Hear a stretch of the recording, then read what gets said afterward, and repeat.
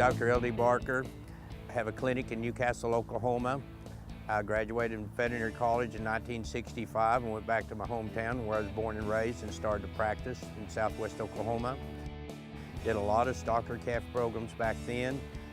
1985, I had an opportunity, was called by the management here at Oklahoma National Stockyards, where we're standing now, to come here and work with them. And in 1988, had an opportunity with the new yard to work and assist in the animal health issues out there at OKC West.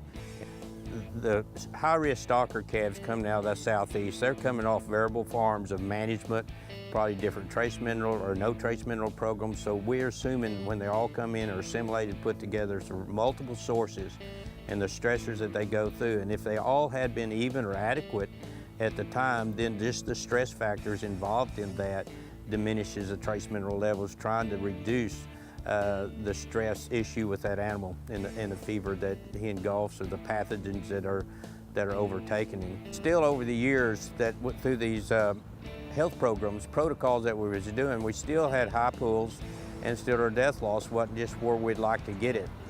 And that through a lot of research that's been done and everything, that we found out it's essential. The trace minerals are so essential. They're the spark plug that drives and starts immune system, reproduction, and performance. So it becomes very, very essential that the sooner we can get those into an animal, that the better off we could be. We were seeing pull rates still within that. We dropped from 70–80% pulls down to 30s and 40s, and we still weren't there. Our goal at some of the backgrounding yards was get to under 15% pull and under 3% dead.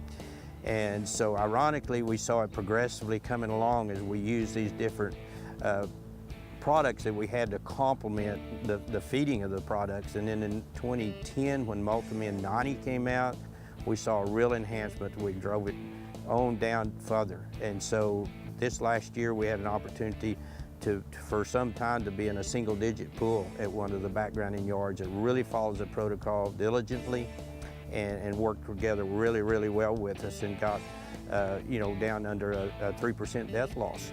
And so far this year, last year they run a 12% pull and a 3.4 death loss out of cattle out of the southeast. Well, now it's progressed, and this year so far on 3,000 head, we're running around 6.7 pull rate and a 0.82 death loss.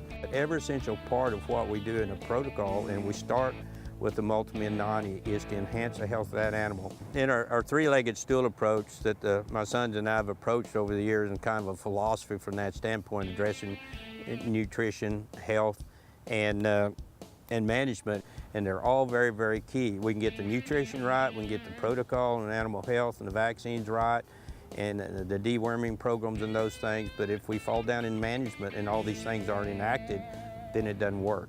Or if we're off on our protocol, our immunization protocol, to offer them antigens to build immunity to protect that animal through the process, well then we have failed.